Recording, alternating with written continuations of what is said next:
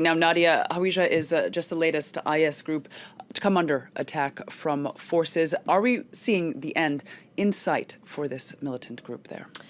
Well, certainly ISIS is losing territory fast. If you think back to 2014, when they were at the height of their power in the region, they controlled a whole third of Syria and Iraq. In January this year, they controlled their major urban cities, Raqqa and Deir ez-Zor in Syria, as well as Tel Afar and Mosul, and great swathes of the countryside in both Syria and Iraq. Now, today, not only have they lost Mosul and Tel Afar, their major cities in Iraq, but over the border in Syria, the noose is really tightening around Raqqa, the capital of their caliphate. By some estimates, they've lost anywhere between 70 and 90% of that city. Further south in Deir ez-Zor as well, they're being pressured on both sides of the Euphrates by US and Russian-backed forces. So certainly ISIS is losing ground. But as to the question of whether or not the end is in sight for the militant group, perhaps territorially it may be. But the Islamic State is adapting to this new reality. At least it is evolving. It's reverting back to when we used to think of it as Al-Qaeda in Iraq back during the US occupation. Then it was defined as being an insurgency, carrying out suicide attacks, trying to sow discord between Sunni and Shia groups. We expected to go back to doing that kind of thing in coming months as they lose more territory across both countries. So ISIS as a state, collecting oil revenue, imposing laws, that may be coming to an end, but ISIS as an insurgency, ISIS as an idea, not quite yet.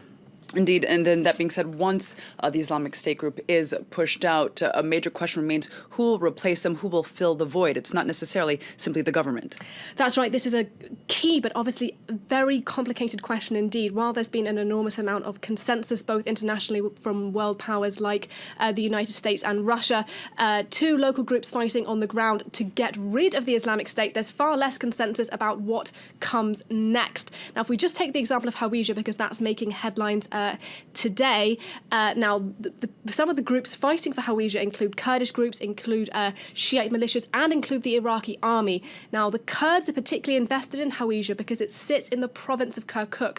That's a province that they envisage as part of an independent Kurdish state, and they will controversially try and hold a referendum on that independent state next week.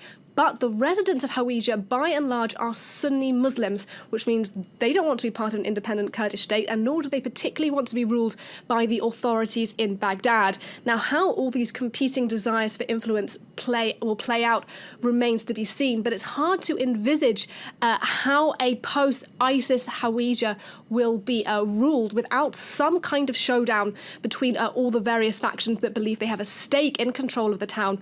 And that's a challenge that we will see across the border as well in Syria, particularly in Raqqa, where you have Kurdish forces leading the fight for the city. But of course, it's not Kurds who primarily live there.